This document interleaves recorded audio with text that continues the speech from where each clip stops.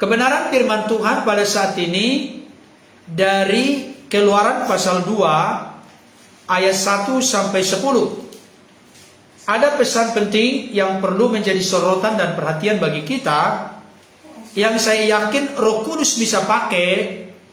Renungan firman Tuhan saat ini boleh semakin meneguhkan dan menguatkan kita bahwa di tengah kesulitan atau kesukaran pasti ada jalan keluar.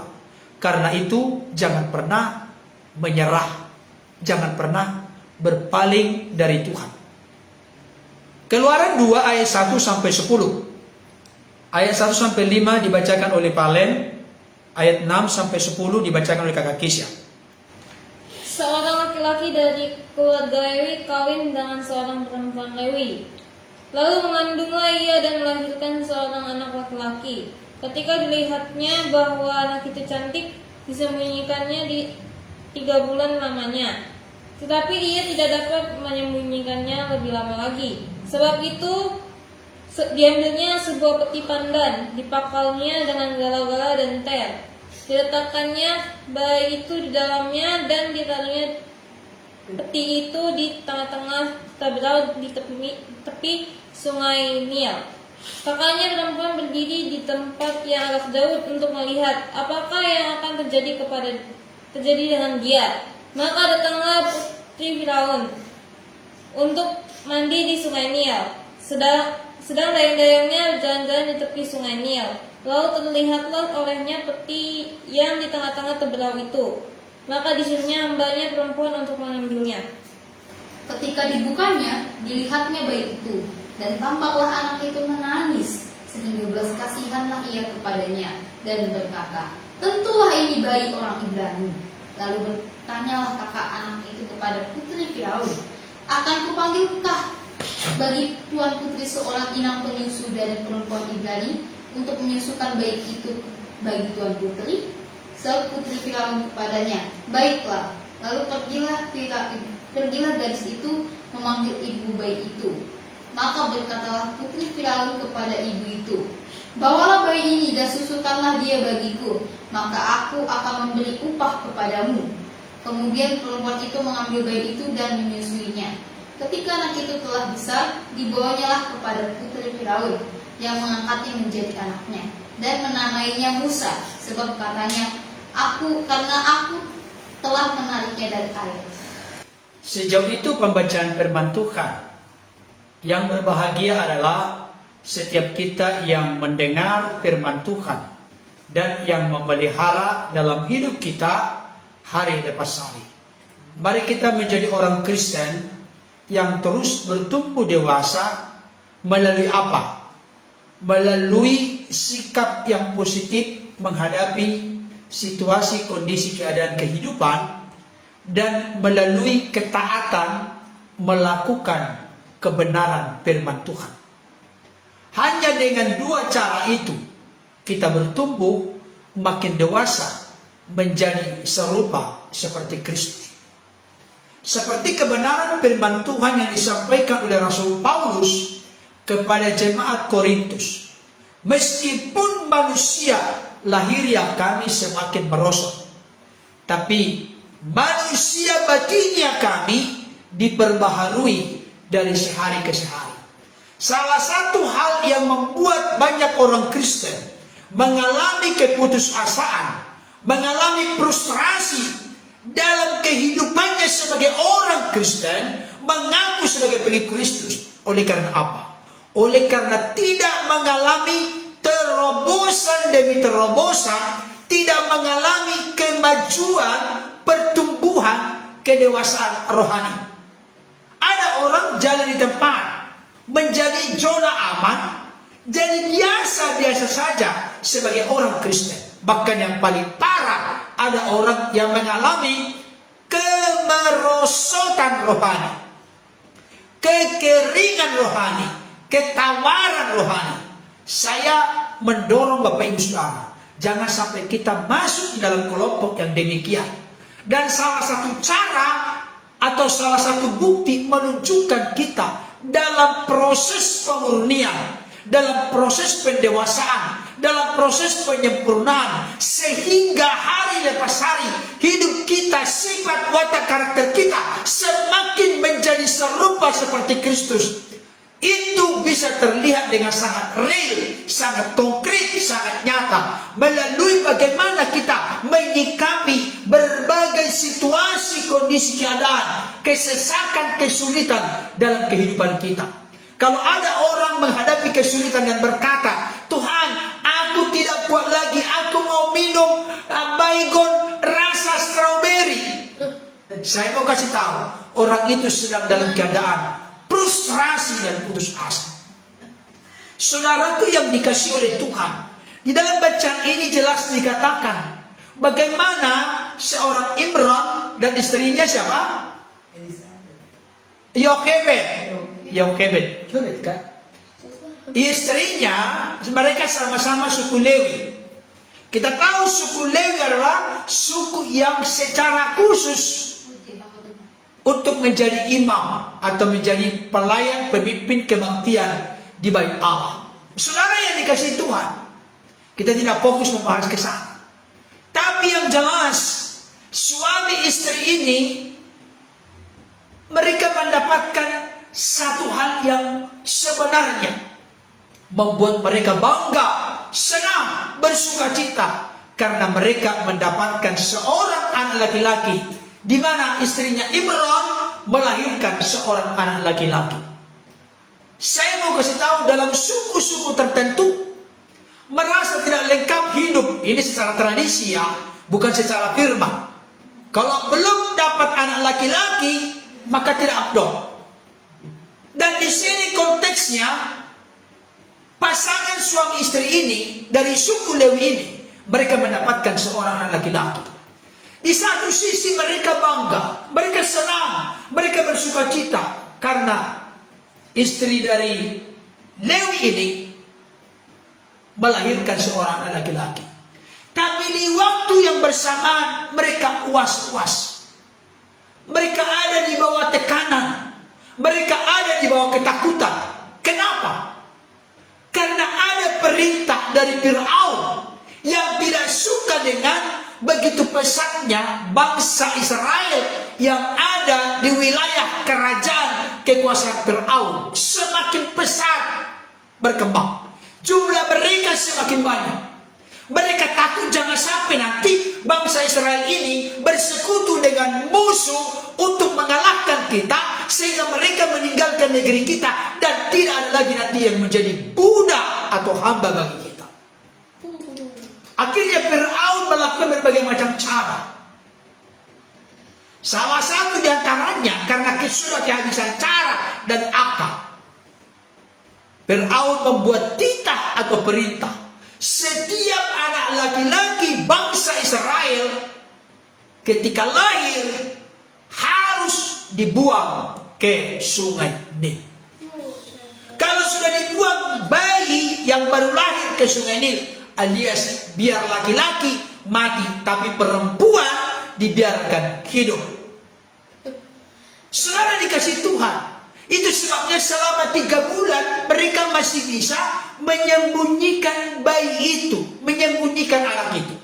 Saya mau kasih tahu, di tengah-tengah mereka memang satu sisi bersukacita, tapi karena ada ancaman anak laki-laki bangsa Israel yang lahir harus dibuang ke sungai Nil, artinya harus mati. Ada tekanan, ada pergumulan, ada kesesakan, ada kesulitan. Tapi mereka masih tetap berjuang semampu mereka. Apa yang bisa mereka lakukan. Tapi coba Bapak Ibu Saudara, sewaktu-waktu pasukan Fir'aun bisa datang untuk memeriksa apakah ada yang disembunyikan laki-laki baru lahir, anak yang baru lahir. Ini sebuah ancaman, sebuah ketakutan, sebuah beban yang begitu berat dan besar. Saudaraku yang dikasih Tuhan, tapi mereka masih berjuang, berupaya apa yang mereka bisa lakukan. Ini gambaran bagi kita Bapak Ibu Saudara. Di tengah-tengah ada tekanan kehidupan, ada ancaman kehidupan, ada kesulitan, ada kesukaran. kita harus tetap berjuang apa yang bisa kita lakukan. Amin gak? Amin. Jangan putus asa. Saat-saat yang sangat tepat bagi Amram dan Yochebed untuk putus asa. Kenapa? Karena ada perintah yang tidak boleh dilanggar, tidak boleh dilawan. Setiap anak laki-laki yang lahir di bangsa Israel harus dilemparkan ke Sungai Nil, artinya harus mati. Tetapi di tengah-tengah situasi itu, mereka masih berjuang. Mereka masih melakukan apa yang bisa mereka lakukan. Dengarkan baik. Ini gambaran orang yang berani menghadapi resiko di tengah-tengah kekurangan, kelemahan, dan keterbatasan. Bapak Ibu Saudara saat ini punya kekurangan, punya kelemahan, punya keterbatasan dalam memperjuangkan kehidupan ini, dalam memperjuangkan keluarga, punya keterbatasan, punya kekurangan. Saya mau kasih tahu, jangan putus asa. Seperti pasangan suami istri ini, mereka berjuang tapi mereka terbatas. Selama 3 bulan mereka lolos. Bagaimana mereka sedemikian rupa menyembunyikan anak ini supaya jangan sampai diketahui oleh pasukan Firaun dan jangan sampai mati dilemparkan ke sungai Nil. Mereka berjuang. Saya mau kasih tahu, dengarkan baik Bapak Ibu Saudara. Jangan kita menjadi orang-orang Kristen yang gampang dan mudah putus asa. Jangan kita menjadi orang Kristen seperti bunga putri malu. Ketika bunga putri malu itu di kampung saya ada bunga putri malu. Ketika bunga putri malu itu kena sinar matahari, dia langsung mekar. Langsung indah, terbuka daun-daunnya. Tapi ketika disentuh, langsung nutup. Langsung lemas. Tangkainya pun tadinya begini, tangkainya begini. Tapi ketika disentuh, langsung lemah. Langsung tidak berdaya. Jangan seperti kerupuk yang kena air. Tahu, Bapak Saudara sering makan kerupuk? Coba kalau kena air kerupuk, yang tadinya kelihatan besar bisa digenggam begini, langsung dia lisuk, kusut. Jangan Bapak Ibu Saudara. Marilah kita menjadi orang-orang Kristen yang sekalipun ada kesesakan, ada kesulitan, mari kita jangan menjadi orang-orang yang gampang ambil langkah putus asa.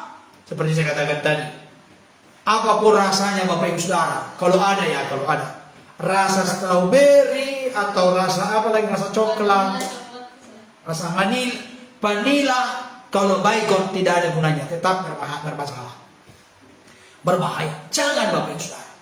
Saya ulangi kembali penekanan ini.